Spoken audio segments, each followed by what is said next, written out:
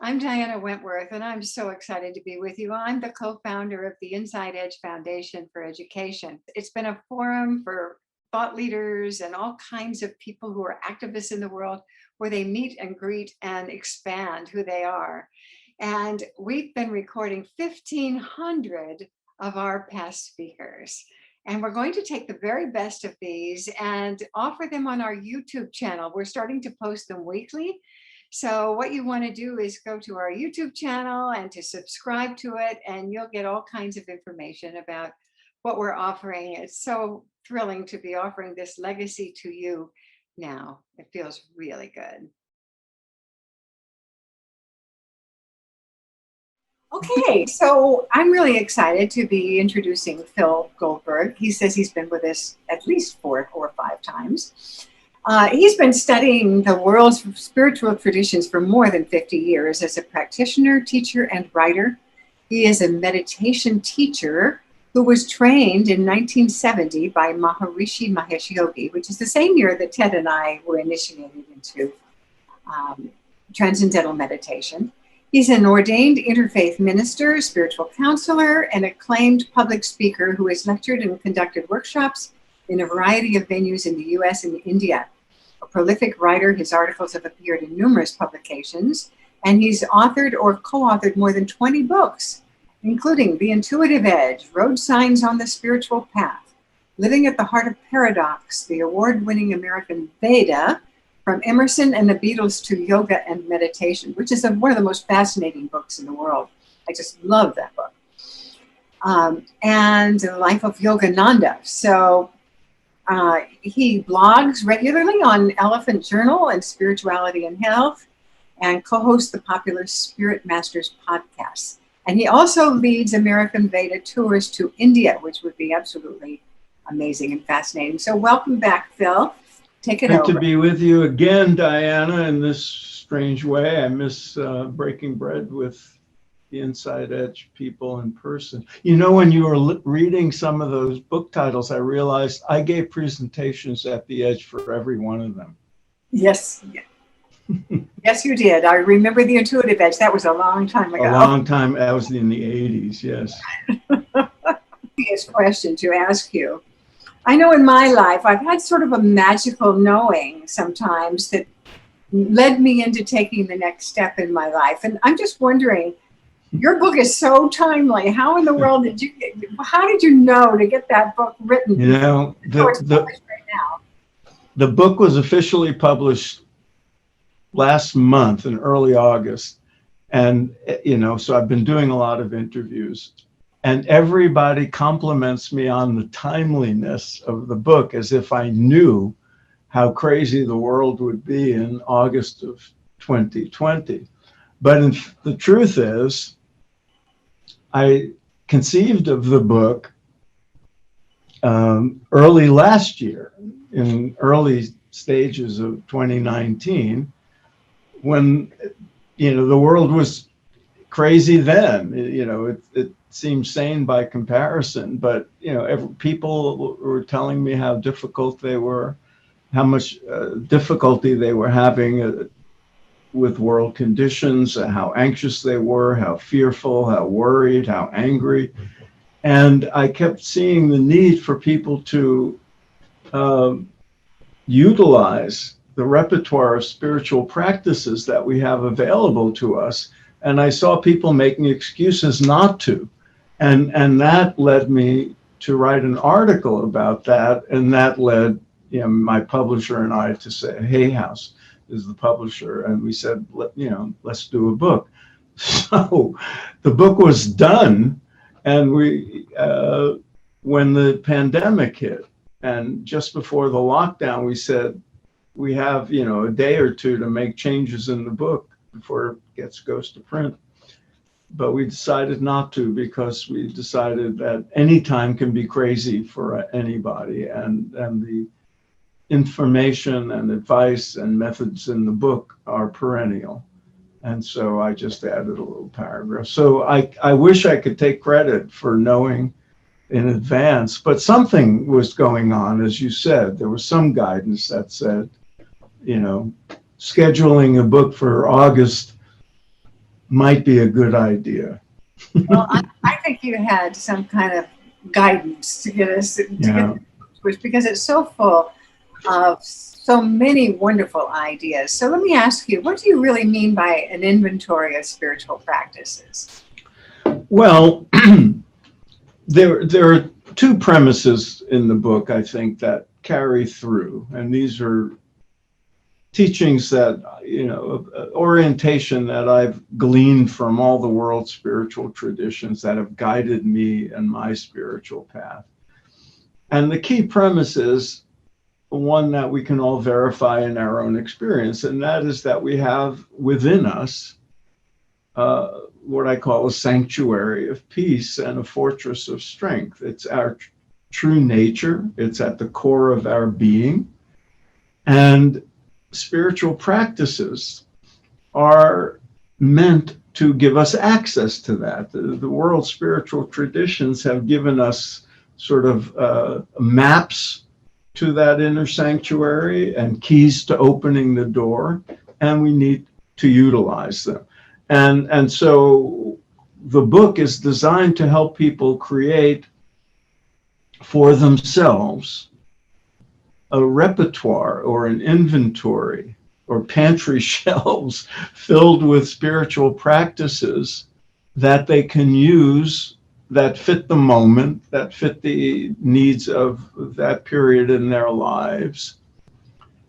And I advocate that people have a regular spiritual practice, one that brings them for a sustained period of time every day into that inner sanctuary of peace, so they establish it as a foundation for the rest of their activities in that day. And over time, that kind of regular deep practice, meditation or mindfulness or really deep prayer for an extended period of time, or a combination, will cultivate that condition of inner peace, so we have some equanimity in the midst of the craziness. And then I guide people into creating an inventory of practices ranging from things you can do in under a minute or under 5 minutes to things that might, if you have a half hour or an hour or a weekend or a month. So to create in a written form an inventory of things you can do to put you back in touch as needed with that inner sanctuary, and help you cultivate inner peace and strength to hold, to sustain you and protect you. Yeah, great. Well, I think a lot of us are feeling a certain amount of anger. And you, I know, have something to say about how anger can be constructively channeled as a spiritual practice. I think that would be really fun to hear about.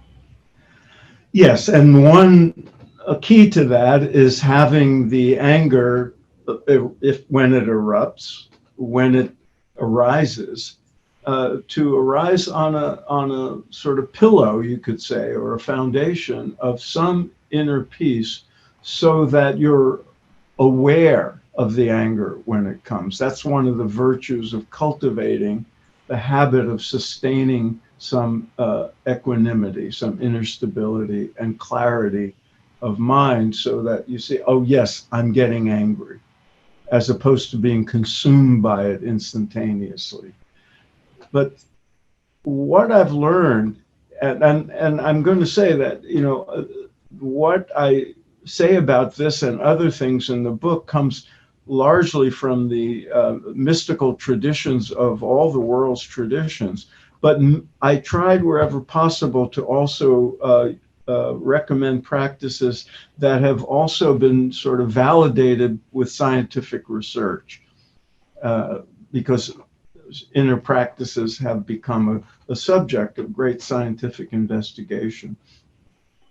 And it's clear that if you can remember to pause when strong emotions arise, such as anger and fear, and just feel it, or maybe take an intervening breath or two, so that you don't get overwhelmed and you don't respond in the heat of that anger, but can pause long enough for the sensation to diminish and some mental clarity to ensue. And then you can convert the anger, not necessarily try to drive it away or pretend it doesn't exist, or enter into a sort of denial of your anger, but to convert it from rage into something more sustainable, such as indignation. Moral indignation is a sort of acceptable and workable emotion. Outrage and rage that's when we make mistakes. That's when we say and do things we later regret. That's when we create more trouble than we already have. But if you can achieve some calmness and some distance and convert it into, instead of I'm enraged, into something is going on that needs my attention because it's dangerous, or it's creating problems for people I love or for myself, and I have to address this in a creative and intelligent way, then you're converting the anger. I like that. Yeah, I think that so many of us just don't want to feel the pain, and it is a physical sensation in the body, isn't it? It's something that we can locate in the body. Yes. Actually feel and acknowledge. And I know Pema Chodron says that if you feel it for 90 seconds and it'll dissipate, but we have so much resistance to what's going on. That's interesting that she, a Buddhist teacher, would say 90 seconds. Because I mention in my book scientific research by a neuroscientist at Stanford, who I quote saying exactly that. 90 seconds seems to be, if you can just feel a strong emotion without acting on it, right, just witness it for about 90 seconds, it runs a cycle neurophysiologically that then afterwards gives you more access to your conscious thinking, to the clarity of the mind, so you can either choose to continue feeling it, or you can convert it and act in a more calm and sensible way. You also said you answered about breathing, and I noticed in the book that you have about the abdominal breathing and so on. That the breathing is a way of taking a break from uncomfortable feelings. Can you address that and maybe? Yeah, I have one of the chapters in the book is about immediate interventions, as opposed to spiritual practices you might do on a regular basis to cultivate inner peace. There's moments when you need to intervene and tap into some of that inner peace. And the old classic advice of take a deep breath has validity, but there are things you can do to augment the effectiveness of taking a deep breath. And so I have several methods in there that are proven, some from the yogic tradition that go back thousands of years, and some from modern science, and some combination of that. And one of them is the most simple thing. If you breathe, when we're upset especially, we have a tendency to breathe into the chest. We go like this. But if you breathe what yogis call a belly breath, and psychologists call abdominal breathing, by pushing out the abdomen, like you're inflating a balloon, and breathing in, you bring in more oxygen to parts of the lungs that maybe have built up too much carbon dioxide, and it's more calming. And you can do this inconspicuously, even when people are watching, just extending the belly and taking a longer breath in. And let's continue it, some of this advice. So deep abdominal breathing. But then when you exhale, if you extend the exhale, just Normally you go and then take another inhale, but just keep exhaling. And to do that, you pull in the abdomen. And if you extend the exhale, maybe 50% longer than you normally would, there's a physiological reaction that's mediated by the vagus nerve, and it's remarkably calming. And if you just try it, you'll see that just extending it, do it for a few breaths, you'll feel different. It really is very effective. That longer exhale is just terrific. I use that quite often, and nobody can see it, as you mentioned. Yeah. You also talk about flipping the mind as a technique. Can you give us a little information on that? Well, people like our current company are, very familiar with positive thinking. And that too, is ancient. Spiritual teachers from all the parts of the world have talked about converting negative thoughts, the usual suspects of anger and fear and all the rest, into their opposites. So when we're angry, we flip to something more loving or compassionate. But it's not quite as simple as it sounds, especially when the thoughts are accompanied by strong emotions. And anybody who has tried to convince themselves, you may have watched the debate last night and hated one or the other of the two candidates. You are not likely to say, oh, hate isn't a good emotion, so I'm going to love that person. It's not easy to do. So-and-so is harming people, I'm going to love that person. But you can flip from hate or rage to something more positive. It doesn't have to be about that person or this situation.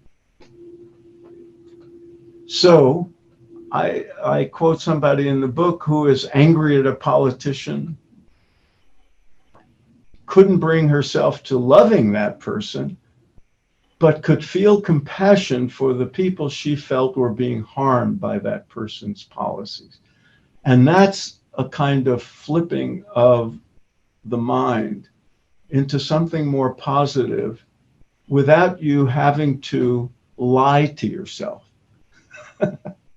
Because the subconscious knows when you're full of it. And if you were to say, oh, I'm not worried about toxins in the environment, everything will be fine, when you really are worried about it, or whatever the situation may be. I'm not worried about my child's, doing such and such. You are worried. You're not going to fool yourself, but you can flip it so that I'm concerned about this situation and I'm going to do something about it. That's a much more positive emotion than I'm terribly upset, but you don't have to trick yourself. And then your subconscious will rally to you and support the different thought process and different emotion, instead of saying, oh, please, you're just fooling yourself here. This is nonsense. You can't kid me. So I like that. That's really good. Yeah. Changing the subject completely, I think it would be really interesting to hear you define the nuances between meditation and mindfulness. Oh, yeah. I'm as Diana mentioned, I've been meditating. I have to mention this. I'm a Kaiser Permanente is my health provider, and I got a mailing from them recently that recommended I meditate for stress. And and my thought was, well, you're half a century too late in my case, but it's really good that you're doing this, because people need to hear this. And it's just a measure of how acceptable these things are, because I can assure you, when people like Diana and me were meditating back in our, when we were young, um, it was weird to people. And, Yeah. but anyway, so I'm a strong advocate of a deep meditation practice on a regular basis.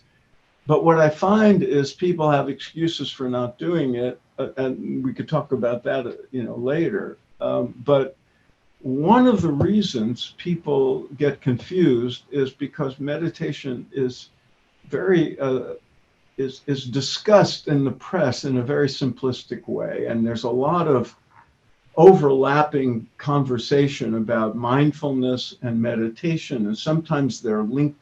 They're linked together so that any inner practice is called mindfulness, but in many ways they don't overlap. And so I write about this in the book and have guidance for taking on an easy meditation practice.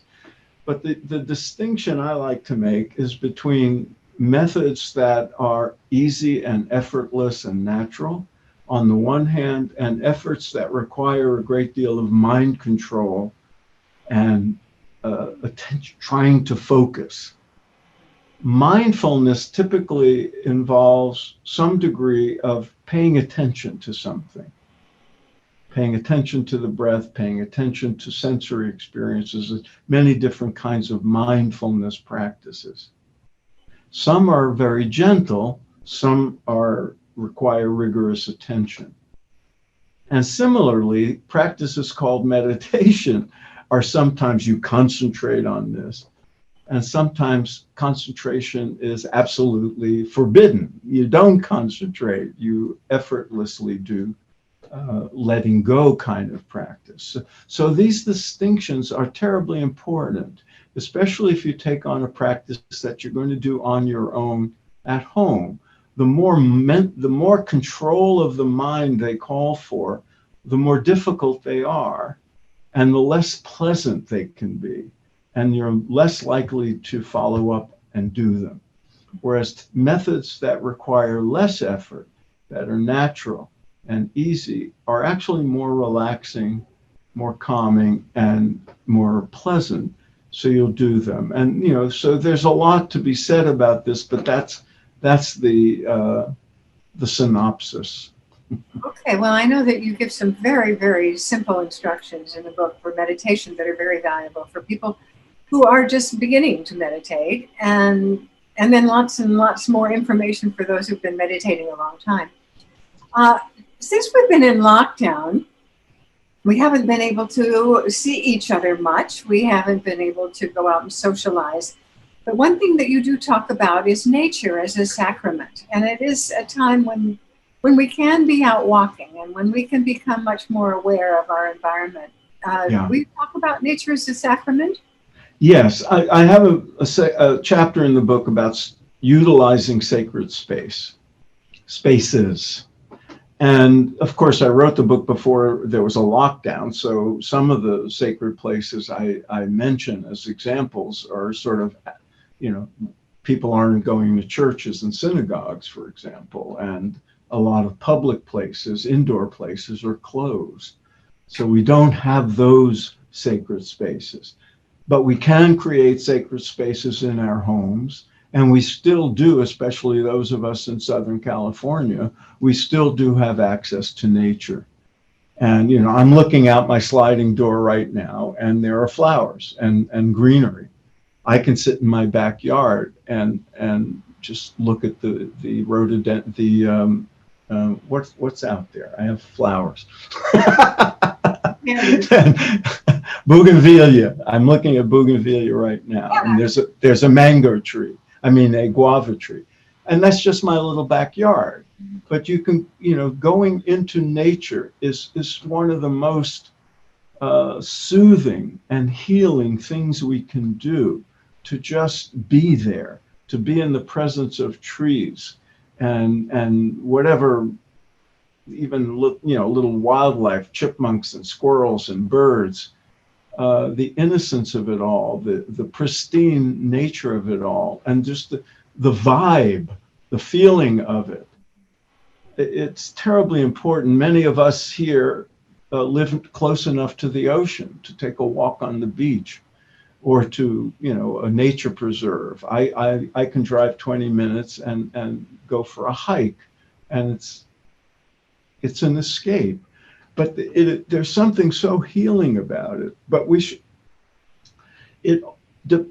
what we get out of being in nature, we should always remember, has a lot to do with what we bring to it. So I mentioned in the book, and I've noticed this, I go for walks on the beach here in Marina del Rey fairly often. And some days I'm walking on the beach, and I might as well be in a gym without windows, because I'm just getting exercise and I'm not present. Other times I look at the same view, the same ocean, walking on the same sand, seeing the same hills and the same sky, and I'm in bliss, and I'm grateful, and I'm in ecstasy, and I feel at one with everything. What's the difference? It's the same beach. It's the same woods. It's the same. And sometimes I'm just, might as well be anywhere else. It's what I bring to it. So the more attention, the more consciousness, the more heart you bring to it, the more gratitude you bring to it, the calmness you bring to it. Sometimes I go for a hike in the woods and I'm just walking. Other times I say, wait a minute, this is precious. Slow down. Look. Stand still for a moment. Look at the trees. Look at the details. This is going to open your heart. This is going to heal you. And so having the proper intention makes all the difference. Yeah, it's really about presence, isn't it? I know Yes.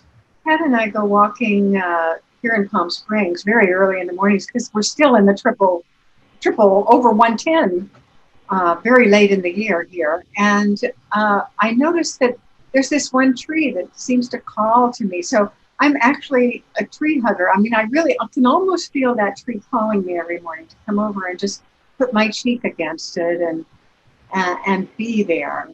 Being present is the secret, isn't it? Don't you think? Yes, being present with what is there and paying attention.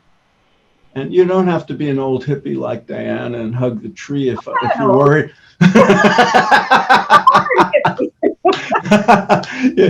You don't have to, if people are watching, you may not want to hug the tree, or you may want to do it anyway. Hug the tree, feel it. And it's a great thing. And I love that you do that. And I know that feeling. There's a certain tree on the hike my wife and I take almost every Sunday morning. We call it our niece's tree because she once, sort of fell in love with that tree. But there's something special about that. And things like that call to us. It may be just the plant in your living room, but there's something precious. And, the divine is present everywhere. I talk about that a lot in the book. Every spiritual tradition will tell you, whether they use the God word or other words for it, the divine, the sacred, the infinite is present in the finite. And sometimes being in nature is what is easiest. It's easier to access it in nature than it is, in a library or something. But even that, every place is sacred if we acknowledge it, if we recognize it. I forget the exact quote, but there's one of the spiritual traditions I cite in the book says that this place where you are right now, God has marked that place for you at this moment. And that presence is there. We just have to be open to it. There was a lot in there. Let me just address the last thing first. I'm not immune to this. I found myself the other day getting angry at a news thing on television, and I realized it was the third time that day I got angry at the same news. I didn't need three newscasts to come to the same conclusions. And so, yes, there's a certain amount of discipline we have to exact to tune out. I talk about the importance of taking Sabbaths, taking, getting away from our devices. And, before there was smartphones and email and everything else, people would get lost in watching junk on television. And so, if you are inclined to be distracted in those ways, the difference now is everything seems important. Every email seems important. And there's little solutions we can do. Like I have two different email addresses, and one is, business stuff. So if I have to pay attention to that, I do it. But I shut off the notifications. I don't want to be pinged every time a text or an email comes in. I'll just look at it when I can. And I have to remember, if someone sends me an email, I don't have to read it immediately. I don't have to respond immediately unless it requires that. But there's a sense of urgency that's come over us that each of us have to, find our way into the use of the positive usage of these technologies and protecting ourselves from the excess that sucks us in, as Bill said. Now, some of it is establishing a regular spiritual practice, it doesn't have to be the same time every day, but I strongly advocate creating a routine of a daily practice. So that's part of your daily repertoire, like showering and, eating or getting your exercise. I'm taking these 20 minutes or this half hour. I'm going to do these spiritual practices. I'm going to do them every day. I'm going to start my day with that, or end my day with that, or take a break in the mid-afternoon, whatever it is. But that way it becomes a routine, not a luxury, not a sometime thing when you feel like it, but a regular thing, that's like regular maintenance. Yeah, it's about commitment and priorities, isn't it? Yes. And think of it as an investment. Mm-hmm. This is a better investment of my time than another 15 minutes of, useless Facebook stuff. I love that. I love that as an investment. We have a fun question from you, Ann. What is in your armamentarium to center in addition to meditating and being in nature? So 200 pages of them in here.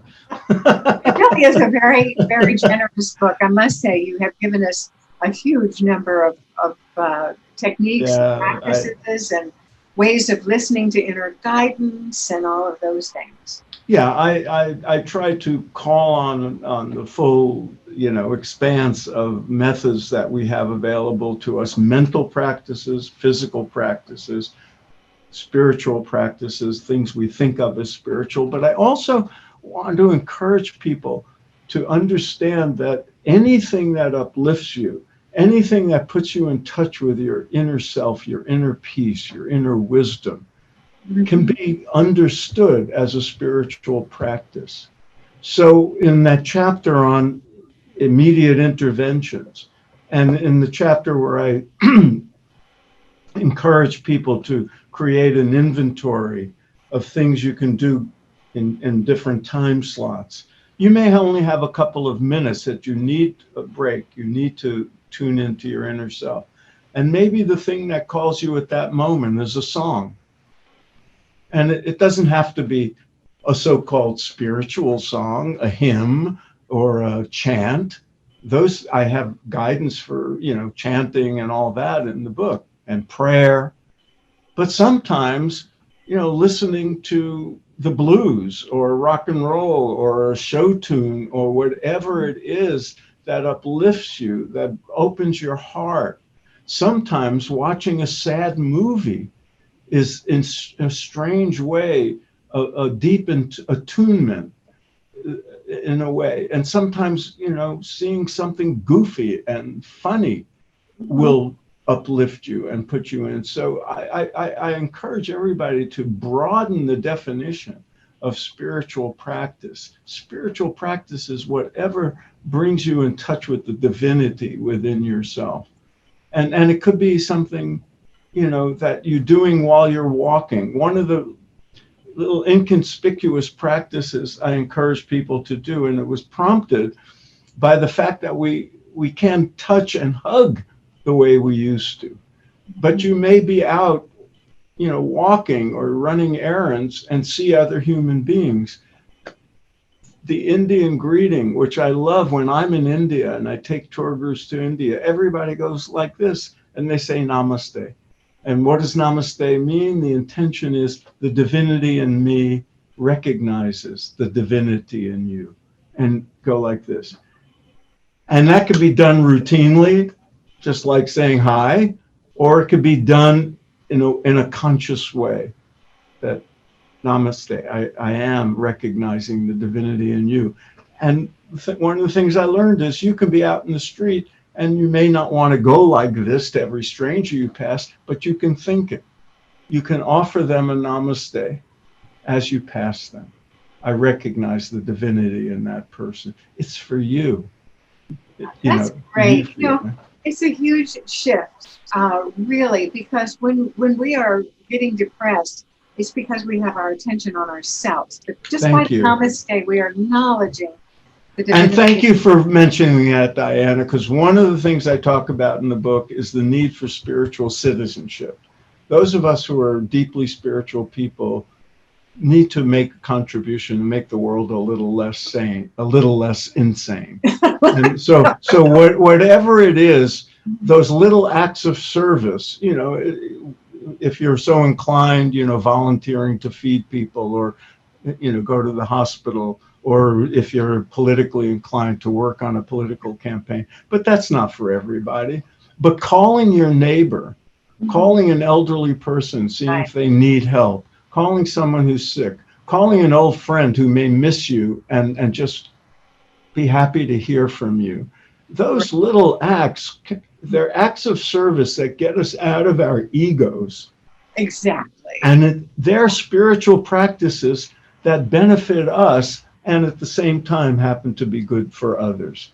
So thank you, Phil. Thanks for mentioning that. I just want to really thank you for all of us, because this has been a fantastic discussion. I want to draw people's attention to the chat, because David Hayen and Lisa McCulloch and other people have made some comments that are really, really interesting. So take a look at your chat. And we're going to now, let me see, we're going to have a spin pretty soon for one of Phil's books. And I'm going to ask you real quick, Phil, about things that you want to promote. I think your new ebook has been reduced. Yes, this I should say, well, Spiritual Practice for Crazy Times is out. It's in paperback. There's an audio book that I narrated. I like to say Morgan Freeman wasn't available, so I had to narrate it myself. And those are, available at the usual places, but also the ebook version for Kindle and those other platforms. I wanted to mention that the publisher and I agreed to make that only $1.99, just so more people, because we feel the book is useful in these times. And so because ebooks don't require the same cost of production, they kept it at $1.99. So if you read that way, or you have friends who read that way, you have a cheap gift for people. So I want to mention that. I also want to mention my podcast, Spirit Matters. I co-host it. We've been doing it for about 4 years. It's free. There are 230 some odd interviews with spiritual teachers, of an inventory, you could say, an archive of really useful stuff. Those are the latest 3, but there are people on there that you'll recognize, famous people, people who should be famous, and you'll find it a great resource. And it's what we do it. It's our little service. That's wonderful.